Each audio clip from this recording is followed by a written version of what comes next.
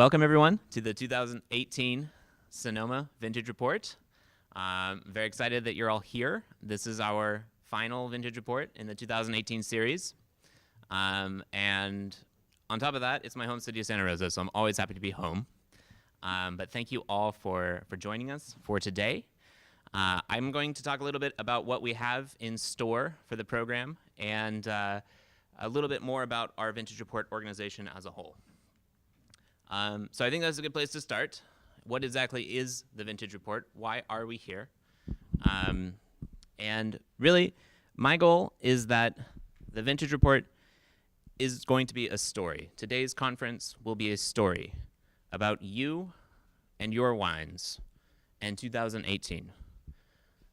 So I'm hoping that through the scientific analysis that our speakers have developed over the last couple of months, you'll be able to take a consensus from the previous growing season and perhaps improve upon practices or methods that were developed in the previous year to move forward into the coming vintage and in growing seasons in many years to follow.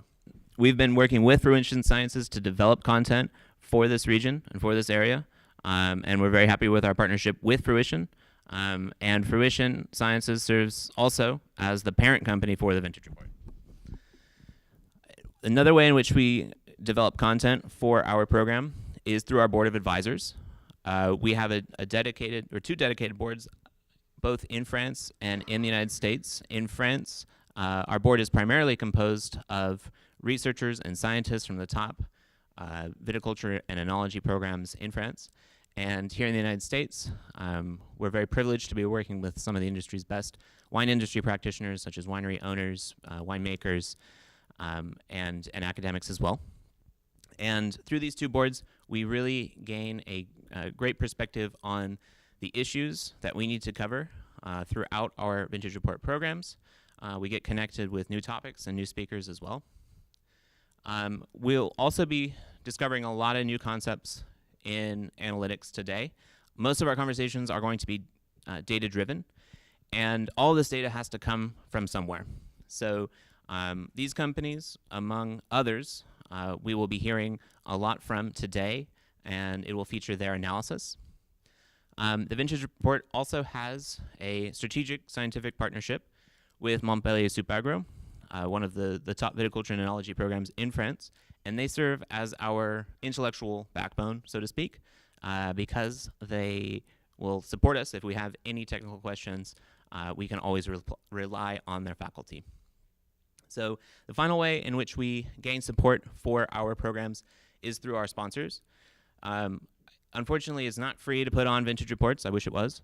But we rely heavily on our sponsors to be able to underwrite our costs year in and year out for both the event and our yearly costs. And this starts with our title sponsor. We have three today, the first being 360 Vidi. This is a software application that's being developed by Fruition Sciences.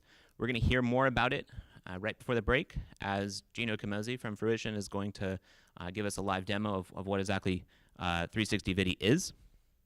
And then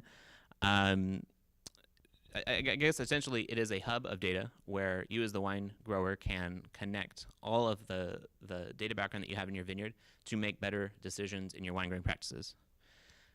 We also have Blue Vitae, which is being distributed locally by Enartis. And this is a product which restores soil microbial fertility. And it's been shown to increase soil health while improving vine growth and grape quality. Sounds like a miracle, so do talk to JT. He's going to be doing a demo table out here for the break. And then, of course, our final title sponsor for the day is ETS Laboratories. ETS has been with us since day one in 2010 when we first started our program, and they've been with the wine industry since, I believe, 1974, providing the most advanced and the best analysis for laboratory analysis in the wine industry.